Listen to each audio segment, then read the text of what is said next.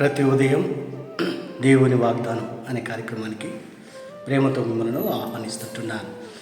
ఈ ఉదయకాల సమయంలో దేవుడు మన కొరకు ఏర్పాటు చేసినటువంటి వాక్యభాగము లూకా సువార్త 12వ అధ్యాయము 12వ వచనాన్ని ధ్యానించుకుందాం. లూకా సువార్త 12వ అధ్యాయము 12వ వచనాన్ని ధ్యానించుకుందాం.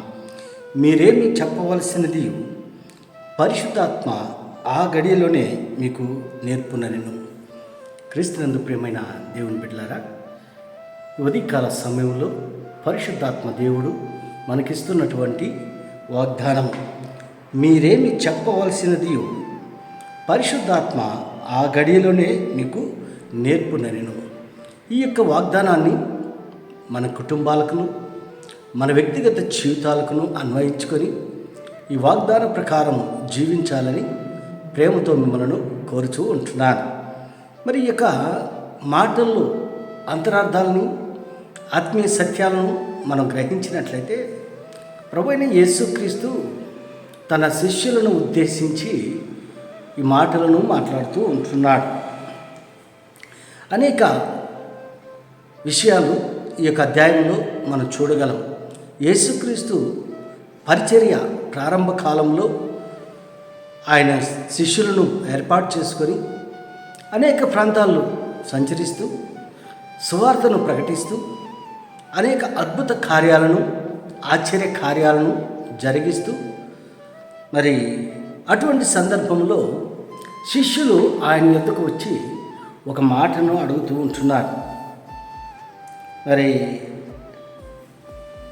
ఇక్కడ 4వ వచనంలో నుంచి మనం గమనించిన, నా స్నేహితులైన మీతో నేను చెప్పునదేమనగా, దేహమును చంపిన తరువాత మీరేమి నేరని వారికి భయపడకుడి.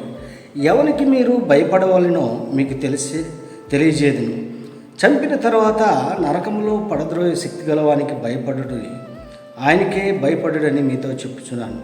7వ వచనంలో మనం గమనించినట్లయితే, మీ తల వెంట్రుకలని లెక్కింపబడేవి, భయపడకుడి, మీరు అనేకమైన పిచ్చుకల కంటే శ్రేష్ఠులు కారా. మరియు నేను మీతో చెప్పున్నదేమనగా, నన్ను మనుషుల ఎదుట ఒప్పుకొని వాడెవడో మనుష్య కుమారుడు దేవుని దూతల ఎదుట వారిని ఒప్పుకొనును. మరి అనేక సంభాషణ ఇక్కడ శిష్యులకి యేసుక్రీస్తుకి జరుగుతూ ఉంటున్నది.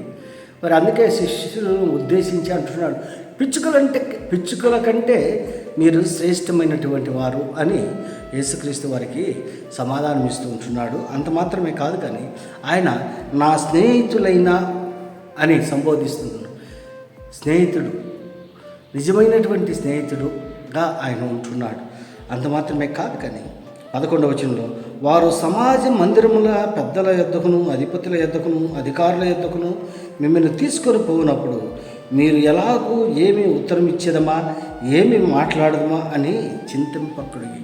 మరి అధిపతులు, రోమాధిపతులే కావచ్చు, యూదా పెద్దలే కావచ్చు, మరి అధికారులే కావచ్చు, సమాజ మందిరపు మరి అధికారులే కావచ్చు, పెద్దలే, అప్పుడు వారి దగ్గర ఏం మాట్లాడాలని మీరు చింతించాల్సిన అవసరం లేదు. పరిశుద్ధాత్మ దేవుడు మీతో మాట్లాడుతూ ఉంటున్నాడని యేసుక్రీస్తు అక్కడ జవాబిస్తూ ఉంటున్నాడు. క్రీస్తుని ప్రియమైన దేవుని బిడ్డలారా, పరిశుద్ధాత్మ మరి శక్తిని వారికి ప్రసాదిస్తూ ఉంటున్నాడు. అది ఏ రీతిగా మరి వర్కవుతుందో, పనిచేస్తుందో మరి మాటల్లో మనం చూడగలం. పరిశుద్ధాత్మ ఆ గడియల్లోనే మీకు నేర్పునను. ఆ జన సమూహంలో ఒకడు బొక్క పిత్రార్జితంలో నాకు పాలు పంచి పెట్టవాలని నా సహోదరునితో చెప్పమని ఆయన అడుగుగా, ఆయన పోయి మీ మీద తీర్పునిగా నైనను పంచిపెట్టువానిగా నేను నన్నెవడు నియమించినని అతనితో చెప్పాను. ఇక్కడ ఒక కన్వర్జేషన్ జరుగుతూ ఉంటున్నది.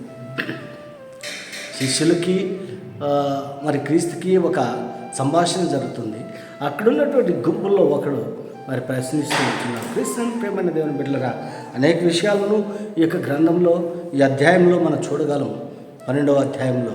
కానీ ప్రాముఖ్యంగా యేసుక్రీస్తు పరిశుద్ధాత్మ గురించి మాట్లాడుతూ ఉంటున్నాడు. పరిశుద్ధాత్మ శక్తితో ఏ రీతిగా అయితే మరి కార్యాలు జరుగుతూ ఉంటున్నాయో, పరిశుద్ధాత్మ ద్వారా అనేక అద్భుతాలు ఏ రీతిగా జరిగి ఉంటున్నాయో ఆ పరిశుద్ధాత్మ గురించి ఇక్కడ ప్రస్తావిస్తూ ఉంటున్నాడు.